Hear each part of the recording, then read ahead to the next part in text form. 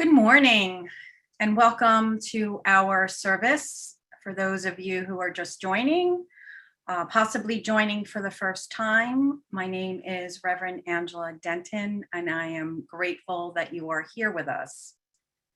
This morning, I am going to resume our series based on the book See No Stranger, a memoir and manifesto of revolutionary love, written by the incredible Valerie Kaur, who you see pictured here in this image on your screen. And she is with her son. Her son is currently, I believe, like 6 years old. So this is an earlier picture.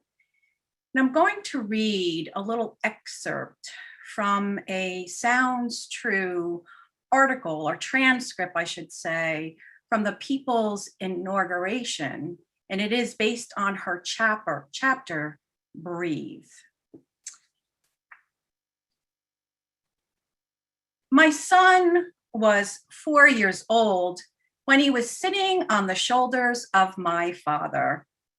My parents had taken my son to a concert in the park.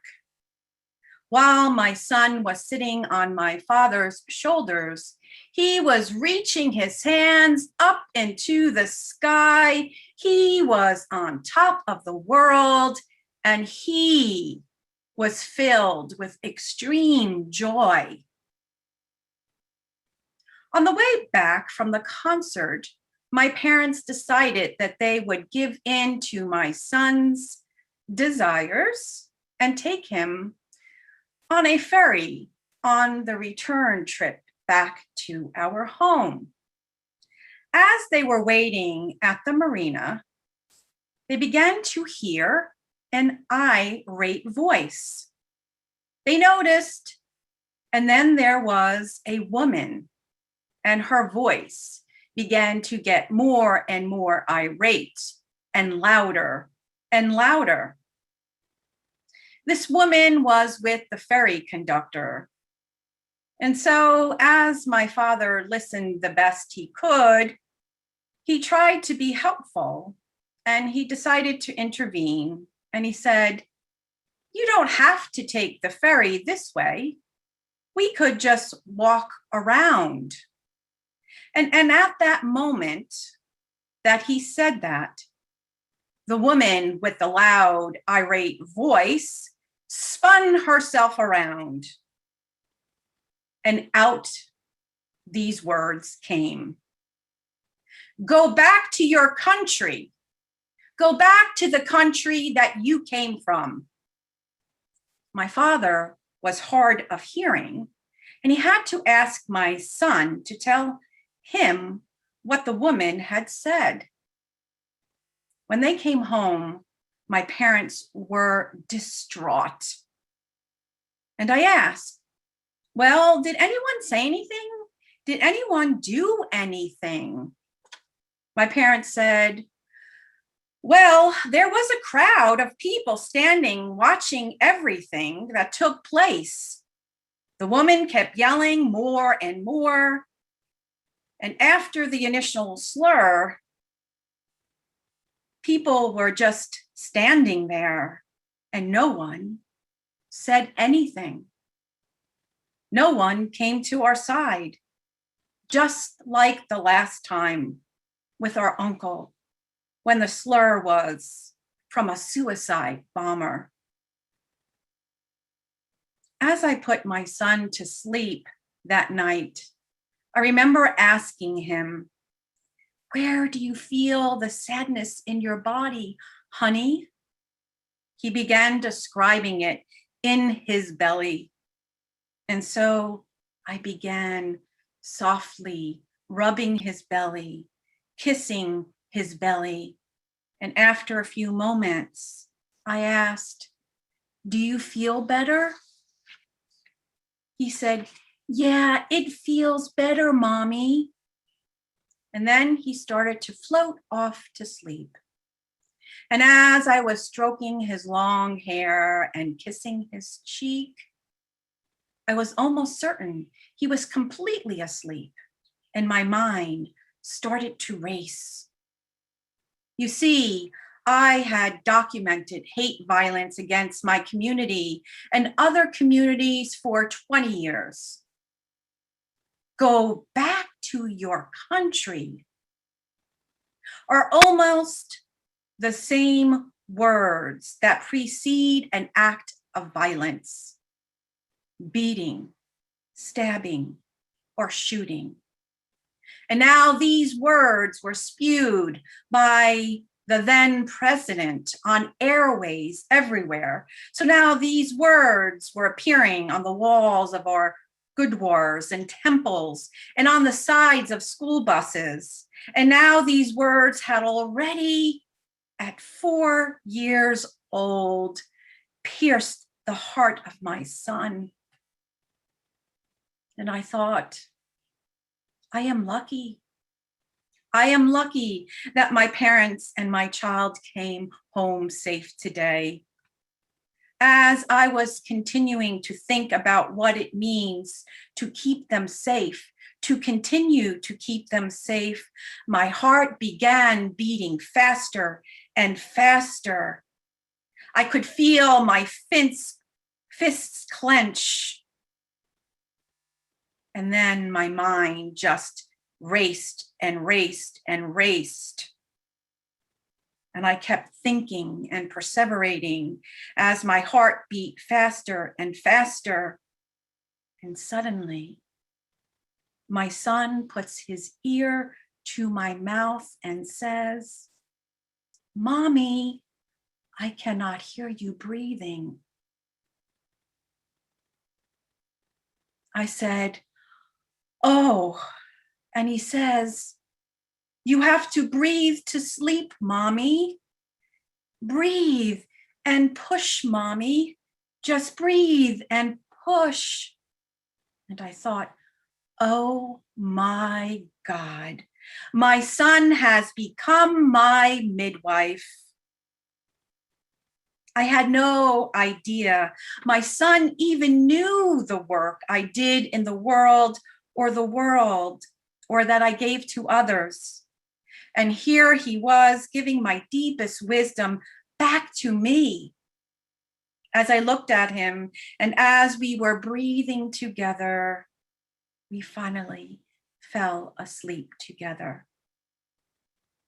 I realized in that moment that midwives come in all forms and in all surprising ways.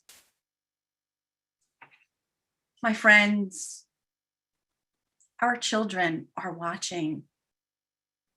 Whether you have your own children or not, the youth of our world are watching. Each one of us are affected. So what are we modeling? What are we modeling for our youth, for one another? Is it polarization and intolerance, or open-mindedness and tolerance? Is it impatience or patience? Is it competitiveness and fierceness or cooperation? Is it self-centered, me, mine, what I need, what I want, or is it altruism and thinking of we and us and ours? Is it entitlement and privilege that has dominated our country for so long? Or is it humility and equanimity? Is it perfection at all costs and rigidity? Or is it about being principled no matter what and flexible, using our power of order to flow what the ups and downs, the ebbs and flows of life? Is it being judgmental and demanding? Or is it being forgiving and gentle? And when our suffering spills out onto others, when our wounds are ignited and they spill out on others, when we notice, can we model what it is to make amends? Or do we dig in our heels and model what it looks like to be, having to be right at all costs? Valerie Kaur modeled with such exquisiteness, not only to many people, but to her family, to her son, what it means to breathe and to push. And we heard that from the wisdom of a 4-year-old when his mother was breathless with anger, said, "Mommy, you must breathe to sleep. Mommy, don't forget to breathe and push." And so when Valerie speaks of breath and breathing in this chapter, it is side by side with pushing, alternating, knowing when to breathe, which is every day and every moment that we can, and to alternate those rest periods with pushing, meaning taking courageous action in our lives. And so breath, breathing brings us to today's lesson. And I know I just wanted to share our revolutionary love compass. We have explored how to love others by wondering, grieving, what it means to stand in solidarity or fight. We have explored how to love those opponents, those that can seem to be the cause of great suffering in our lives, by learning how to have safe containers for our raging, how to listen to our own heart, listening to others, how to reimagine a world instead of resisting, but creating that big vision to live into. Now we are moving in to the section of See No Stranger, of revolutionary love that calls us into loving ourselves. And we must begin to look at the practice of breathing and pushing. And from that alternating breath and laboring, as the midwife coaches those who are in breath, and it is a great metaphor for life, it is then that we experience transformation from the inside out. And so we will look at what does it mean, the physical aspect of breathing. We will explore the metaphysical aspect of breathing and the metaphorical meaning. So let us take a look at the physical breath. It is that inhalation and exhalation. It is the exchange where we take in such needed oxygen and we return out back to the universe carbon dioxide, which is much needed. And so there is this ebb and flow, the give and take. And when we practice physical breath, the practice of conscious deep breathing, and that is something I call us to in meditation all the time. It's always, and it's not unique to me, it is something used in all spiritual practices of meditation. It is taking the conscious deep breaths. And I've shared how when we breathe deep and slow, counting in the rhythm of in, 4, and out, 4, and when we call up energy and appreciation as the heart math has given us, we bring our physical being back into coherence. And when we can breathe deep and slow into that coherence, the other physical gifts that it gives us is it reduces the level of stress in our body. It lowers our heart rate. It regulates our blood pressure. It can help with depression. and pain.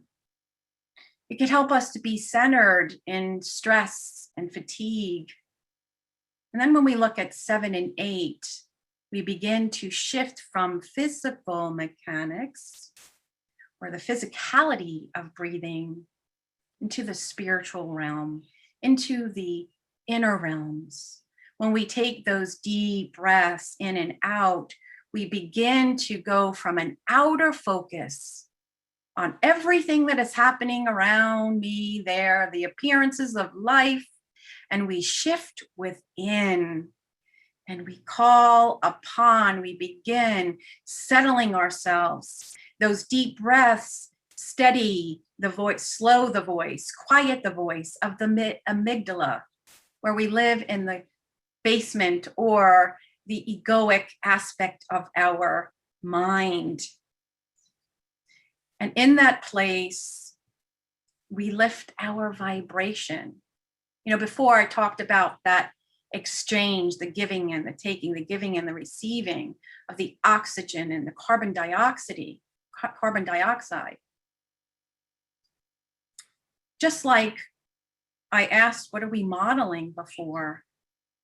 You know, the perfectionism, the entitlement, the judgmentalism, those are all low vibes. We are vibrational beings. Every thought, every word, every feeling, every action creates a ripple effect into our universe. So what are we exchanging back? Is it those low vibes or those high vibes? And I like to share the wisdom of Charles Fillmore in the metaphysics of the meaning of breath and breathing. And the metaphysical meaning of the breath of the Almighty is the inspiration of spirit within. It is the silent movement of God, divine substance within our being. And we see that reflected in Job chapter 32, verses 8 through 9. But it is the spirit in a person, the breath of the Almighty that gives them understanding. It is not only the old who are wise, and not only the aged who understand what is right. For breathing brings us within to the symbol. It is the symbol of inspiration because we are in spirit, inspired. And in the book, See No Stranger, Valerie Kaur gives us the metaphorical meaning, the metaphorical meaning, getting all tongue-tied on my M's here. And that is not just the physical part of the breathing, the deep, the in, the out, the mechanics, but it also means the act of creating enough space in our lives, slowing down, taking time to smell the roses, caring for our bodies, our minds, and our spirits. And it is only in this place that we can send those high vibes out, that we can breathe life-giving energy, breathfulness to others in our lives. You know, they say on the airplane, you have to put the air mask on you before you can put the air mask on another. And I like to share this. It is so important in our busy lives, how often we can become breathless. And I share this excerpt from the book that Valerie shares.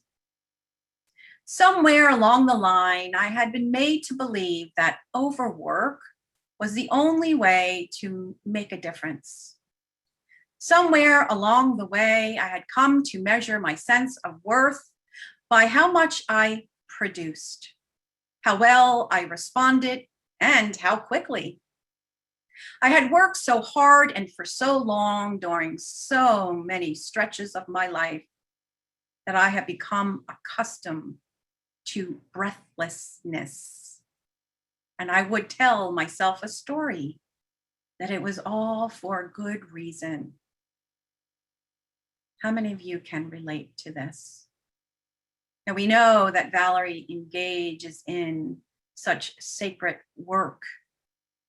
Many of us are all of us engage in sacred worth.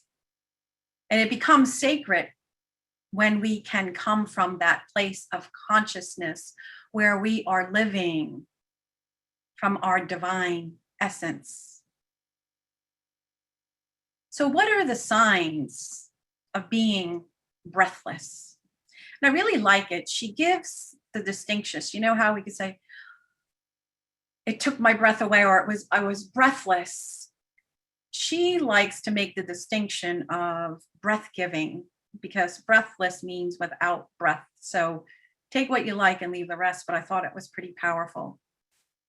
So how do you know when you're in breathlessness, my friends? Possibly when you begin to see yourself being irritable, cranky, moody, or you take things very personally. You're fatigued and tense and stressed, anxious. You're too busy that, I skip my meals, or I shove food down just to get it to quiet those hunger pangs in my stomach, to get rid of the headache that suddenly has arisen as my body is telling me it's time to eat. Perhaps it's skimping on my rest or sleep. Go to bed late, get up early, got to get it done. Don't want to disappoint anybody.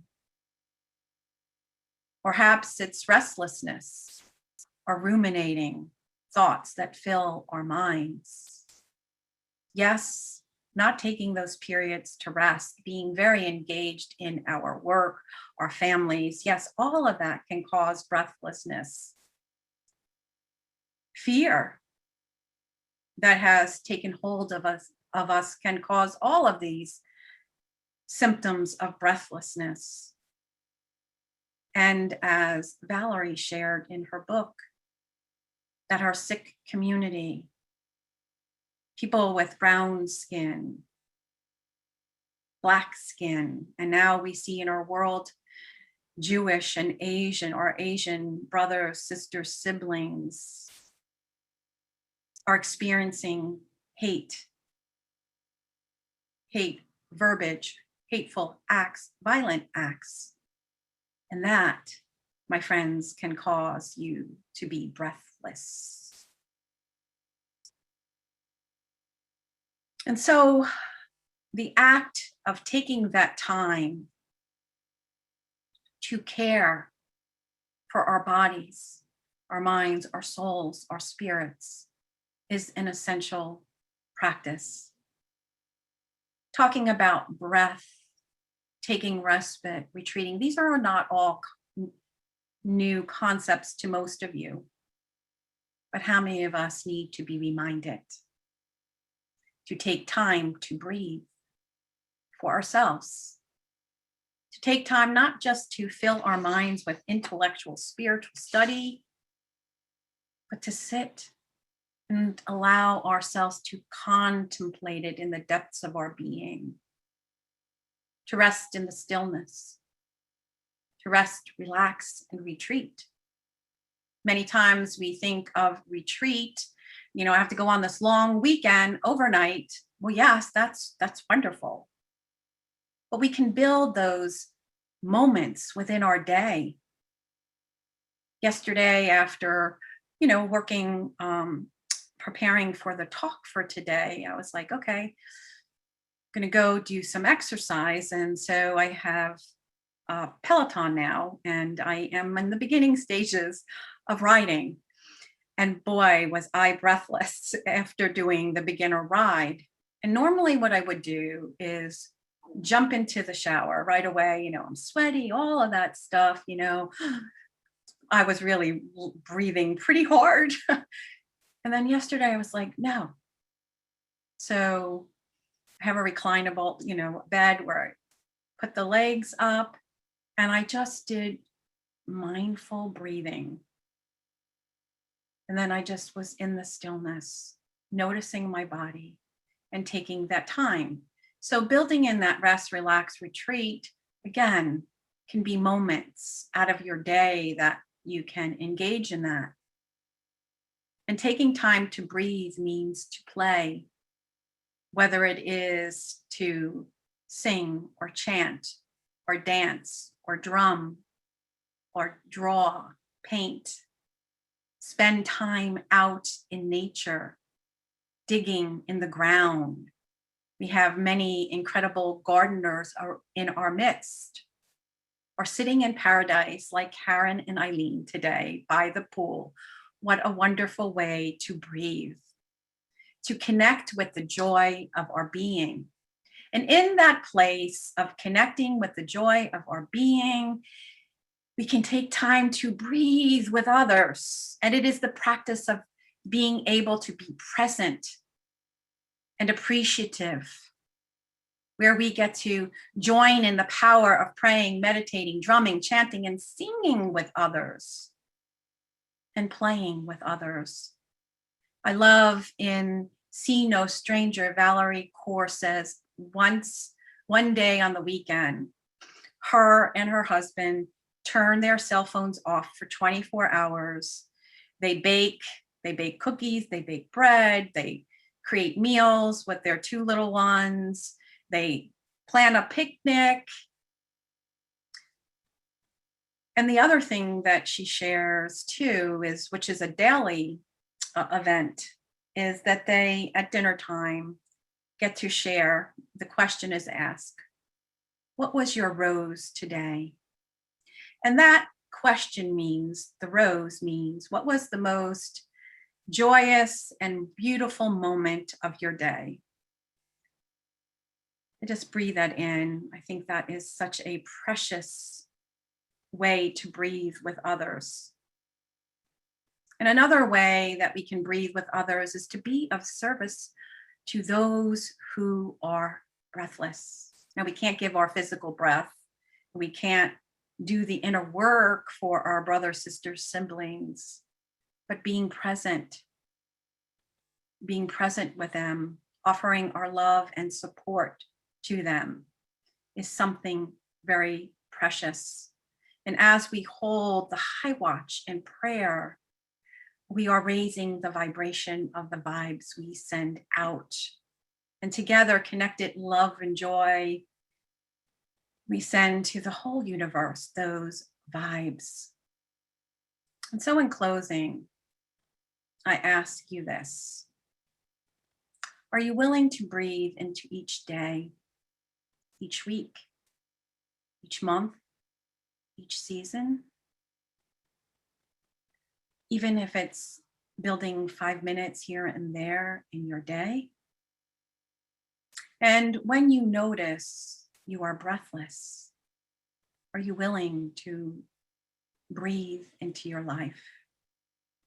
And from that place of power within you, will you offer the practice of breathing with others? And before I end us with meditation, I'd like to share this quote. Slow down, unplug, take time to breathe, to look for shooting stars, to walk in the woods, or to appreciate a sunrise or sunset. Find your center and connect with the silence and the beauty of the world. And so I end today with meditation.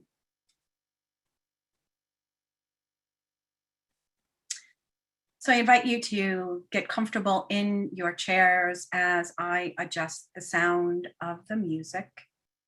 Many of you are like, I am already by the pool, I'm very relaxed, but center yourself for those of you who would like to get yourself ready.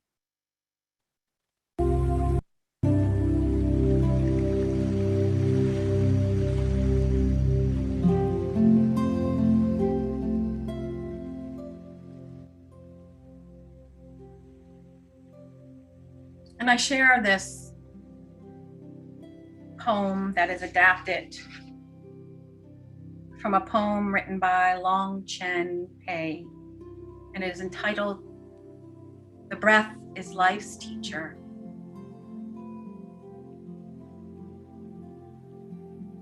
So as you close your eyes, bring your awareness to the preciousness and the sacredness of your breath.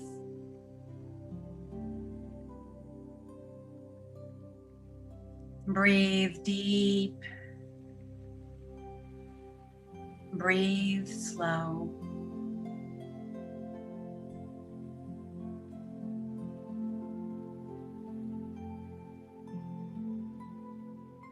Sense the breath of life warming you, filling your body with sweet relaxation.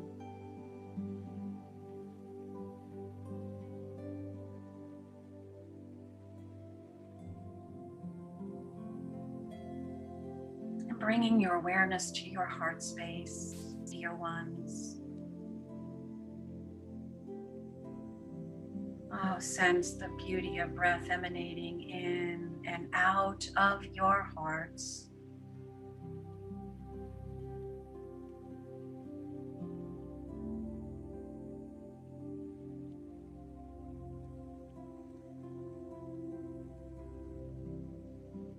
And in this space of heart-centeredness and stillness, allow these words to open your heart even more fully.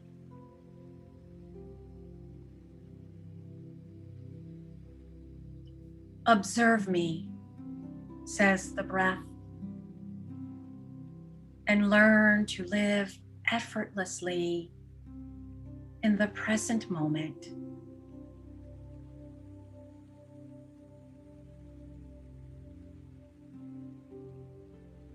Feel me, says the breath. Oh, the ebb and flow of life, moving in, through, and as you.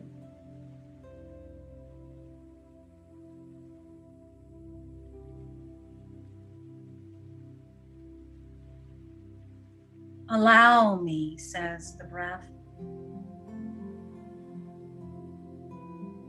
I'll sustain and nourish you, filling you with energy and cleansing you of all that is not in perfect vibration with higher essence.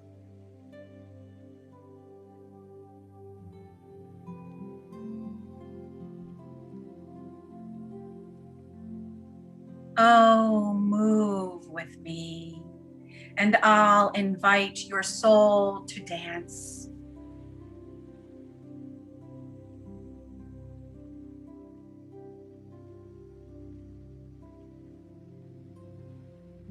Make sounds with me, and I shall teach you to sing from the depths of your soul.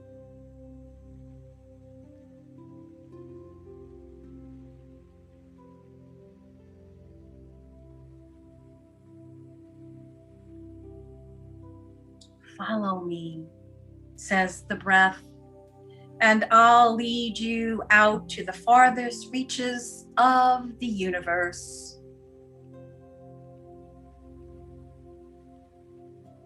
And then inward to the deepest parts of your spirit within.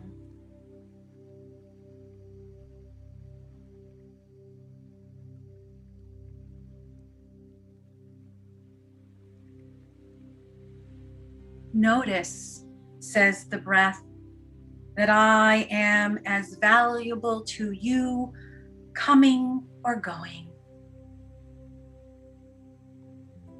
That every part of my cycle is as necessary as another.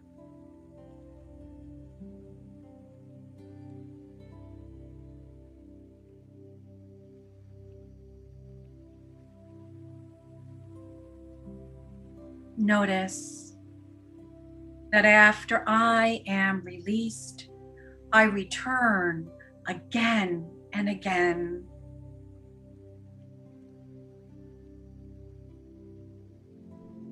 Oh, I return again and again, even after a long pause.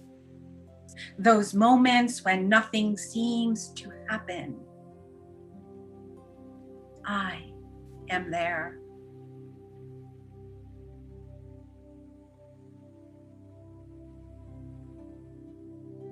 Each time I come, I am a gift from life.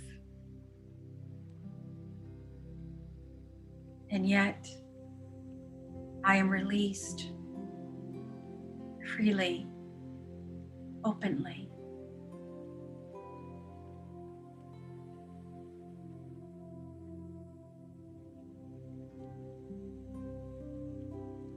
Notice how you take me in. Is it with joy and gratitude?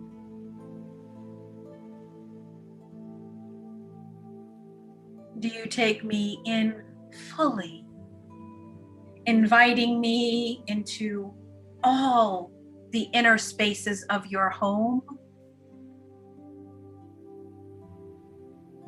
Or carefully and only into the front foyer?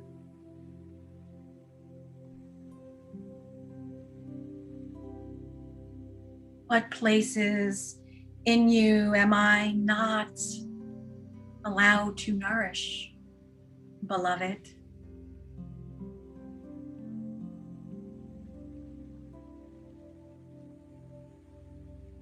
And notice how you release me. Do you hold me prisoner in closed up places in the body?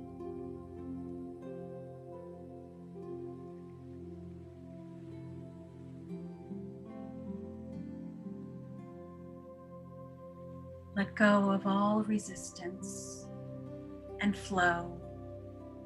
Flow with the breath of life.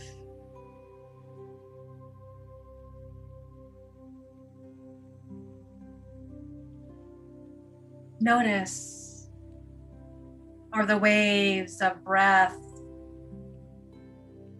gentle as a quiet sea, softly smoothing sandy stretches of yourself? Or are they anxious, urgent, choppy waves, crashing tumults, a stormy sea? Breathe, my beloved. Breathe deep and full, deep and slow.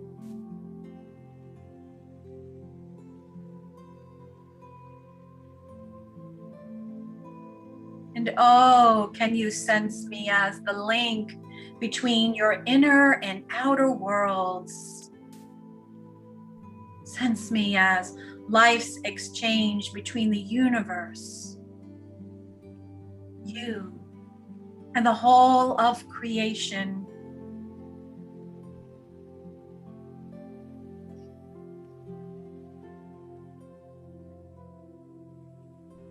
The universe breathes me into you, and you send me back to the universe.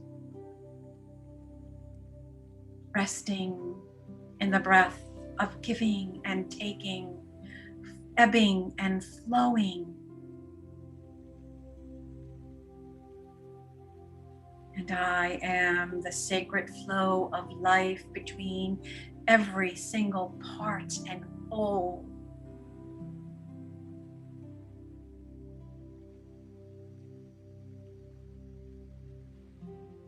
And your attitude to me, says the breath, is your attitude to life. Oh, welcome me. Embrace me fully. Let me nourish you completely. Then set me free. Move with me, dance with me, sing with me, sigh with me, love with me, trust me, and then let go.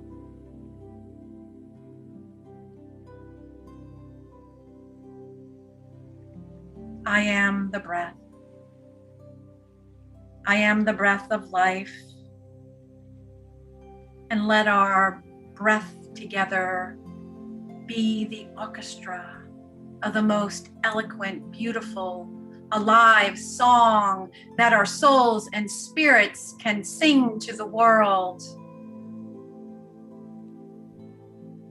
Let us rest and play and live from the joy of our beingness.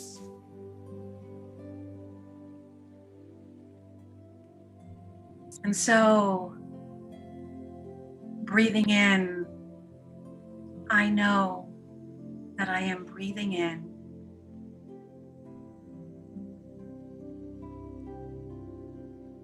Breathing out, I know that I am breathing out.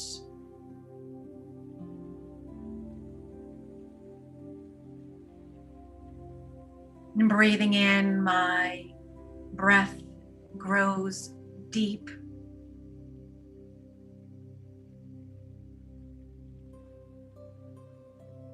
And breathing out, my breath grows slow.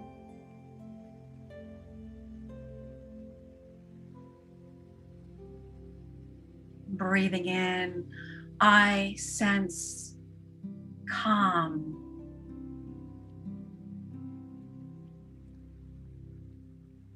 Breathing out, I sense ease.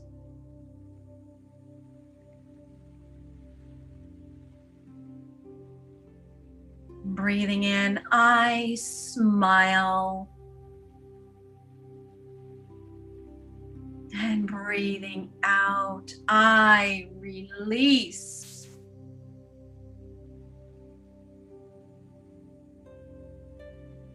Breathing in, I am centered in the present moment.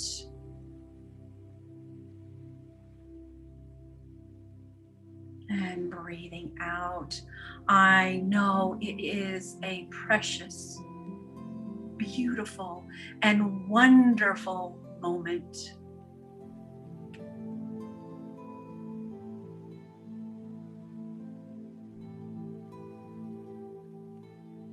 Let us take that deep breath in and out. And let us chant the sound of ah with joy, breathing in and then out. Ah!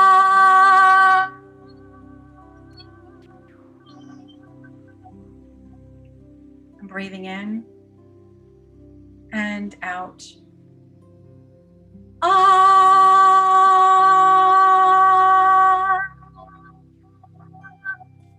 And one more time, breathing in and out. Ah!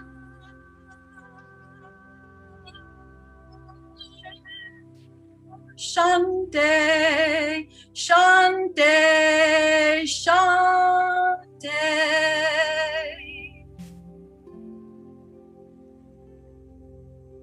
Beginning to be aware of the chair beneath you.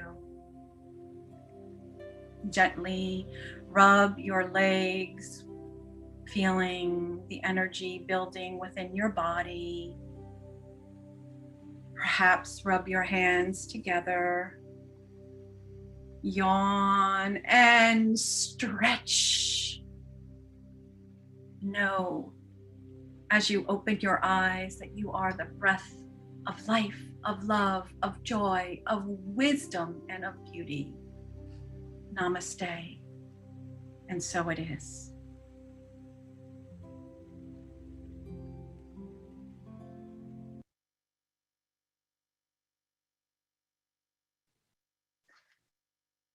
And our affirmative prayer. I consciously breathe into my body, my life, and into the lives of others.